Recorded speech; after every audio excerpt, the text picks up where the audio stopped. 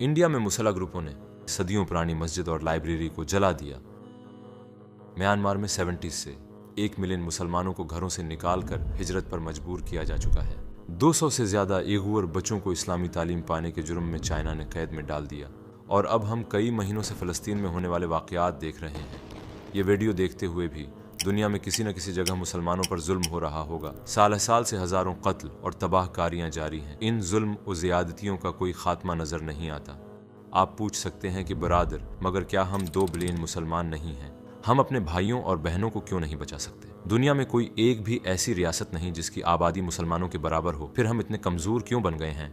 हमने कब दूसरों को खुद पर हावी होने की इजाज़त दी? हम इतना पीछे कैसे चले गए? ये बातें हमारी समझ से बाहर हैं। आज हम इन सवालात की वजूहात से पर्दा उठाएंगे और हम इन्हीं वजूहात से हल भी निकालेंगे, क्योंकि जवाबात इन्हीं वजूहात में छुपे हैं। कदीम कुस्तंतनिया यानी इस्तंबुल की फ़तह का वाक़या, जो इंसानी तारीख़ के टर्निंग पॉइंट्स में से एक है, उसने एक दौर का ख़ात्मा करके नए दौर का आगाज़ किया। ये इस्लामी तारीख़ के भी अहम तरीन वाक़यात में से एक है। मशहूर उस्मानी सुल्तान मोहम्मद द कॉन्करर, जिन्हें मोहम्मद फ़ातिह भी कहते हैं, इंतहाई जज्बे के साथ कुस्तंतनिया फ़तह करना चाहते थे। ताहम इस जगह को फ़तह करना बिल्कुल आसान न था। बहुत सी कौमों ने कई बार ये कोशिश की थी, मगर कोई कामयाब न हो सका था। कुस्तंतनिया इंतहाई मजबूत किलों और हैरत अंगेज़ दिफाई स्ट्रक्चर का हामिल शहर था। उसे फ़तह करने के लिए कोई गैर मुतवक्का काम करना था, कोई ऐसी चीज़ जिसे पहले ना आजमाया गया हो। इस मकसद के लिए दरकार इल्म दुनिया में किसी जगह छुपा हुआ था। इनका मखसूस इल्म एक माहिर तोप बनाने वाले के पास था। तोप का एक हंगरी माहिर जिसका नाम ओरबान था। उसने एक एलॉय यानी धातों का मिक्सचर दरियाफ्त किया और उसे महसूस हुआ कि इस मुनफरद एलॉय से वो बहुत ताकतवर तोपें बना सकता है। उस ज़माने में ओरबान को पता चला कि मोहम्मद फ़ातिह कुस्तंतनिया का मुहासरा करने जा रहे हैं। वो ये इल्म फ़रोख्त करना चाहता था, मगर सुल्तान को नहीं। वो पहले बाज़ंतीनी शहनशाह के पास गया और उससे कहा, मैं तोप बनाने का माहिर हूँ और मुझे एक नई किस्म का अलॉय मिला है। इस ईजाद से तोप के गोले ज़्यादा ताकतवर होते हैं और ज़्यादा दूर तक जाते हैं। मैं आपको ये अलॉय देना चाहता हूँ, क्योंकि मैंने सुना है कि उस्मानी शहर का मुहासरा करने जा रहे हैं। आप इसे उनके खिलाफ इस्तेमाल कर सकते हैं। बाज़ंतीनी शहनशाह ये सुनकर बहुत खुश हुआ। कहने लगा, मुझे उस अलॉय का फार्मूला दिखाओ। ओरबन ने कहा, अगर आप मुझे इतना सोना दे दें तो मैं वो दस्तावेज़ दे दूंगा जिस पर फार्मूला लिखा है। शहनशाह उसका मजाक उड़ाते हुए कहने लगा, तो तुम ये कह रहे हो कि हमें कागज़ का एक टुकड़ा दोगे और बदले में इतना ज़्यादा सोना लोगे? वाकई। और फिर उसने सिपाहियों को हुक्म दिया, ऐसे आदमी को कैद खाने में डाल दो। कुछ अरसे बाद इस वाक़े की खबर मोहम्मद फ़ातिह तक पहुंची। कैसे? क्योंकि कुस्तंतनिया में उनके जासूस मौजूद थे। उन्होंने आकर बताया कि तोप बनाने वाले के साथ किया हुआ। सुल्तान जोश में आकर कहने लगे, किसी भी कीमत पर उस शख्स को कैद खाने से निकालो और मेरे पास लाओ। सुल्तान के आदमियों ने ओरबन को निकाल लिया और सुल्तान के सामने ले आए। मोहम्मद फ़ातिह ने उसकी मुंह मांगी कीमत से दुगनी कीमत अदा की और उस अलॉय को बड़ी और ख़तरनाक मुहासरे की तोपें बनाने में इस्तेमाल किया। फिर कुस्तंतनिया का मुहासरा शुरू हुआ और इंतहाई तबाह कुन हथियार की बदौलत शहर की दीवारों में बड़ी बड़ी दरारें और सुराख कर दिए गए और आखिरकार शहर फतह हो गया। ज़रा इस वाक़ये को सोचें। वो काम जो सदियों से नहीं हो सका था, आखिरकार इस हथियार के ज़रिए पूरा हुआ। अब ज़रा इसके बरक्स सूरत हाल पर गौर करें। अगर बाज़ंतीनी शहनशाह ने तोप बनाने वाले को पहले ही ये कह दिया होता कि ओके, ये सोने की अशरफियाँ लो और हथियार बनाओ, तो नतीजा बहुत मुख्तलिफ होता। आपने इल्म, कोशिश और जदोजहद की कदर व कीमत देखी। कागज़ के टुकड़े पर चंद चीज़ें ही लिखी हुई थीं, मगर जब आपको उन चीज़ों का इल्म होता है तो अपने मदमुकाबिल को पछाड़ देते हैं। क्या आपको मालूम है कि जिसे हम ब्रेन ड्रेन कहते हैं वो कोई नई चीज़ नहीं है? मोहम्मद फ़ातिह ने अपने दूर में इस्तंबुल में टैलेंटेड और इल्म रखने वाले अफराद को जमा करने की भरपूर कोशिश की। वो उन्हें बुलाकर तोहफे तहाइफ से नवाजते। मसलाना अली कुश्ती एस्ट्रोनॉमी और मैथमेटिक्स में कमाल रखते थे। सुल्तान ने उन्हें मुल्क में बुलाने के लिए बड़ी रकम खर्च की। उन्होंने उनके रिश्तेदारों के साथ उन्हें बुलाया और हर शहर विजिट करने के बदले 1000 सोने की अशरफियाँ दें। या चलें दूसरा दौर देखते हैं। क्या आपने कभी उंदलसी उमिया रियासत का सुना है? ये रियासत साइंस और इल्म के लिहाज से सबसे ऊंचे मकाम पर थी। एक मशहूर माहिर तिबियात पियर क्यूरी कहता है, उंदलस के मुसलमानों से हमारे पास 30 किताबें पहुंची और हम उनकी मदद से एटम को तोड़ने में कामयाब हुए। दूसरी किताबें मंगोलों के हमले के दौरान ज़ाया हो गईं। पियर क्यूरी मजीद कहता है, अगर जलाई गईं 1 मिलियन किताबों में से आधी भी बाकी बच जाते तो हम अब तक खला में गैलेक्सीज के दरमियान सफ़र कर रहे होते। क्या आपने कभी इब्न सीना का नाम सुना है, जिन्हें अविसेना भी कहते हैं? उन्हें फिजिक्स के माहिरीन का उस्ताद कहा जाता है। उनकी किताबें यूरोप में 600 साल तक टेक्स्ट बुक्स के तौर पर पढ़ाई जाती रहीं। उनके अलावा जाबिर बिन हयान को देखें, उन्हें केमिस्ट्री का बानी माना जाता है। और फिर अल ज़हरावी, जिन्हें सर्जरी का बानी समझा जाता है। इन जैसे और बहुत से नाम हैं जब इल्म हमारे हाथों में था और हम मुसलमान माहिर और दुनिया के रहनुमा थे। ये वो ज़माना था जब उंदलस की उमिया रियासत कायम थी और जब उस्मानी सल्तनत मजबूत हो रही थी। हज़रत मोहम्मद सल्लल्लाहु अलैहि वसल्लम का ज़माना याद करें। जंगी खंदक के दौरान हज़रत सलमान फारसी ने एक आइडिया दिया, बस चंद जुमले कहे और मुसलमानों ने खंदकें खोदना शुरू कर दी। इस अमल ने जंग का मंजरनामा बिल्कुल ही तब्दील कर दिया। इस हवाले से और बहुत सी मिसालें दी जा सकती हैं। दूसरी जानिब एक मुसलमान चाहे तो एक तालीम याफ्ता बाइल्म शख्स बनने का फैसला कर सकता है, या फिर वो ऐसा शख्स रहने का इंतखाब कर सकता है जिसने कभी खुद को बेहतर न बनाया हो, जिसने कभी कोई चीज़ न सीखी हो, जो बस खाता है, पीता है, सोता है। जब मुसलमान बाइल्म, हुनरमंद और तालीम याफ्ता बनते हैं तो चीज़ें बेहतरी की जानिब बदलना शुरू हो जाती हैं, क्योंकि हमारा मजहब खुद हमें ये खूबियाँ अपनाने का कहता है। क्या आपने कभी कोई ऐसी आयत सुनी जिसमें इल्म से दूर रहने को कहा गया हो, या कोई हदीस जिसमें कहा गया हो कि बस इबादत करो, रिसर्च मत करो, खुद को बेहतर न बनाओ? मतलब साइंसदानों को इस्लाम में बुरा नहीं समझा जाता, क्या ऐसा है? बल्कि रसूलुल्लाह सल्लल्लाहु अलैहि वसल्लम ने तो फरमाया, इल्म हासिल करो चाहे तुम्हें चीन जाना पड़े। कुरान बार बार हमें गौर व फिक्र और रिसर्च करने का कहता है, जैसे कि क्या तुम सोचते नहीं हो, क्या ये गौर नहीं करते? मुसलमानों की तरक्की या जवाल का इन्हिसार अल्लाह के इन अहकाम पर अमल करने पर है।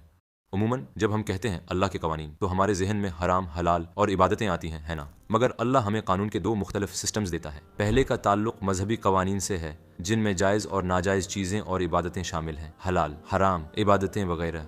दूसरी किस्म के कवानीन वो कवानीन हैं जो अल्लाह ने कायनात की तख्लीक में तय कर रखे हैं, जिन्हें सुन्नत अल्लाह भी कहते हैं। पहली किस्म के कवानीन पर अमल करने या न करने का नतीजा हम मरने के बाद पाएंगे, मगर दूसरी किस्म के कवानीन पर अमल न करने का नतीजा बराह रास्त इसी दुनिया में मिलेगा, और नफ़ बख्श इल्म को अहमियत देना इन्हीं कवानीन का एक हिस्सा है। तो मुसलमानों की हैसियत से वो कौन से बुनियादी कवानीन हैं जिन पर अमल न करने की वजह से हम अपनी ज़िंदगियों में कमज़ोर हो जाते हैं?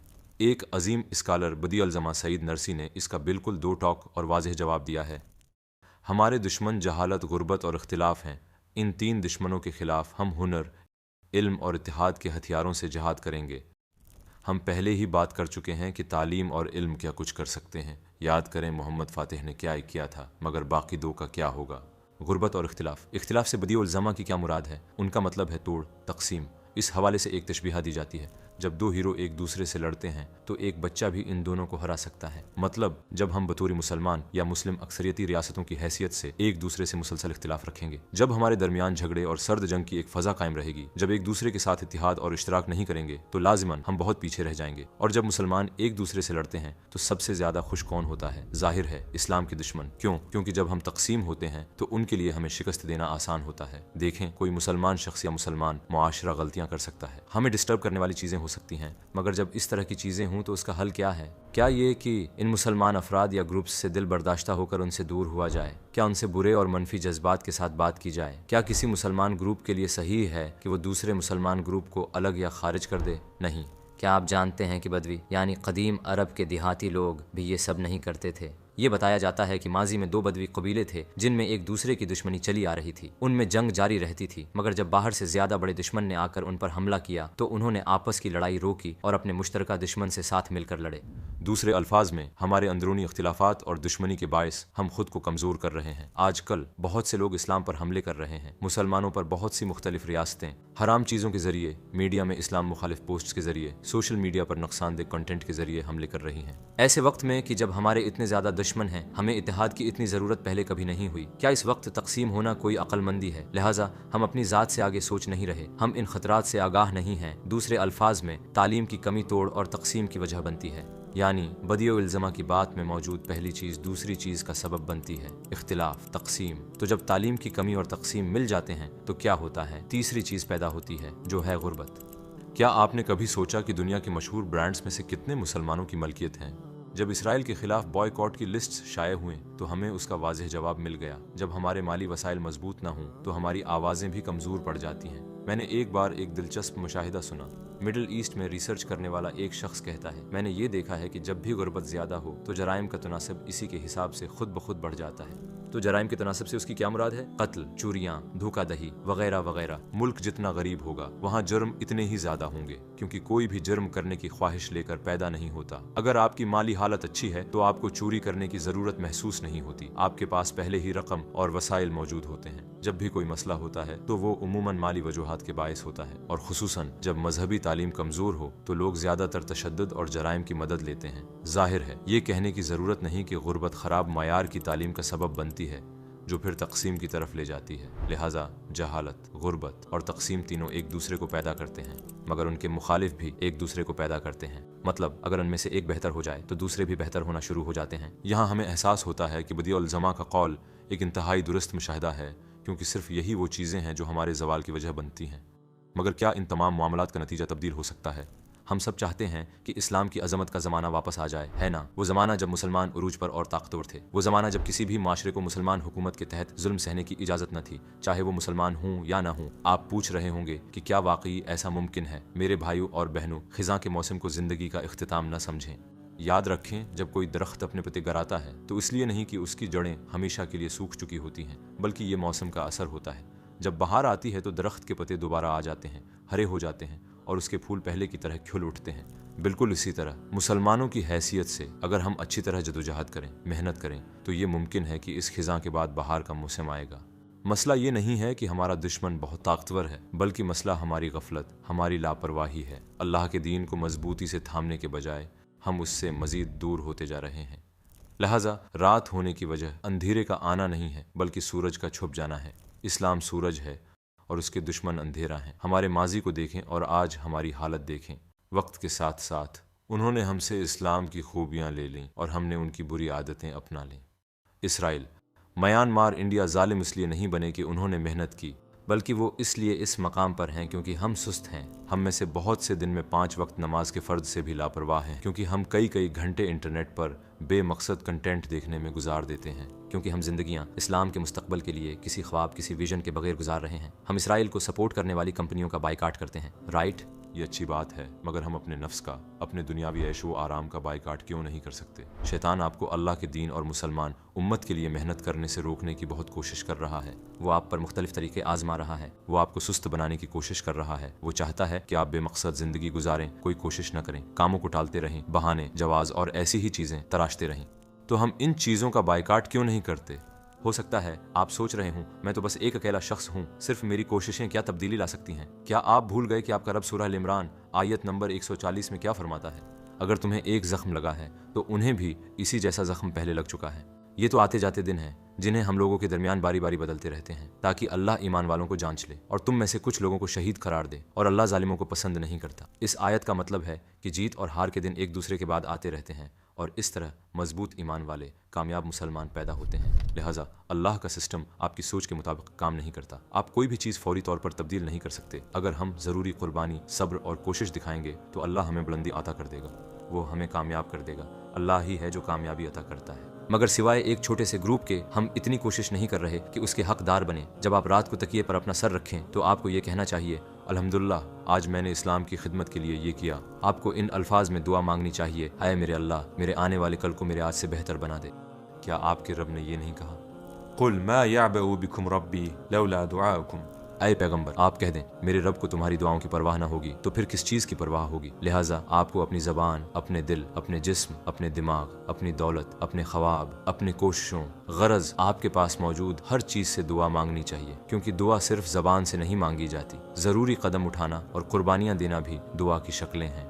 अगर आप इस्लाम के लिए कोई कदम नहीं उठाएंगे तो इसराइल फिलिस्तीन में एक और बच्चा मार देगा, इंडिया में एक और मस्जिद जला दी जाएगी, म्यांमार में एक और मुसलमान को बेघर कर दिया जाएगा। अगर आप कोई कदम नहीं उठाएंगे तो मशरकी तुर्किस्तान में एक और मुसलमान औरत का हिजाब जबरदस्ती उतार लिया जाएगा। हमारे सबसे बड़े दुश्मनों को न भूलें, जहालत, गुर्बत और तकसीम।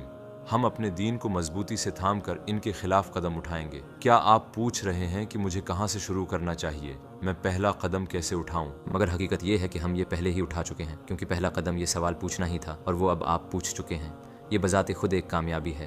پھر دوسرا قدم ایک ہدف طے کرنا ہے۔ اگر آپ اپنے لیے کوئی ہدف طے نہیں کریں گے تو چاہے آپ کسی کام کے لیے کتنا ہی جوش اور جذبہ رکھتے ہوں، آپ کی موٹیویشن صرف ایک ہفتہ ہی برقرار رہے گی۔ کیا آپ کی دلچسپی کا کوئی شعبہ ہے تو پھر اس میں ایڈوانس لیول حاصل کریں، وہ مقام پانے کی کوشش کریں جہاں اس شعبے میں لوگ آپ کو ایک مسلمان ماہر کے طور پر دیکھیں۔ کیا آپ کے پاس کسی چیز کا ٹیلنٹ ہے؟ اسے اسلام اور مسلمانوں کے لیے استعمال کرنے کا راستہ نکالیں۔ کیا آپ کے بچے ہیں؟ ان میں اسلام کی محبت بھرتے ہوئے ان کی پرورش کریں، انہیں اپنا دین سکھائیں۔ کیا آپ کے دفتر، اسکول یا پڑوس میں غیر مسلم دوست ہیں، یا آپ کے آس پاس ایسے مسلمان ہیں جو دین پر عمل نہیں کرتے؟ اپنے دین کو بہتر سے بہتر سیکھیں اور اس پر عمل کریں۔ اپنی باڈی لینگویج، اپنے انداز، اپنی پوری زندگی کو اسلام کا نمونہ بنائیں۔ مثلا اپنے دین کو زیادہ بہتر طور پر سیکھنے کے لیے ہدف قائم کریں۔ اگر آپ کم وقت میں اسلامی علوم میں بہت بڑی بہتری لانا چاہتے ہیں تو آپ ہماری مرتب کردہ ویڈیو سیریز سے فائدہ اٹھا سکتے ہیں۔ دوسرے الفاظ میں، آپ جو بھی ہیں، جہالت، تقسیم اور غربت کے خلاف کچھ کریں، اور جب وقت آ جائے تو اسلام کی اہم شخصیات کو ابھرنے دیں جو حالات کو بدل دیں گی، اور ان کے پیچھے ان لوگوں کا ایک عظیم ہجوم ہوگا جو اسلام کے مطابق زندگی گزارتے اور اس کا تحفظ کرتے ہیں اور ان نیک لوگوں میں شامل ہو جائیں۔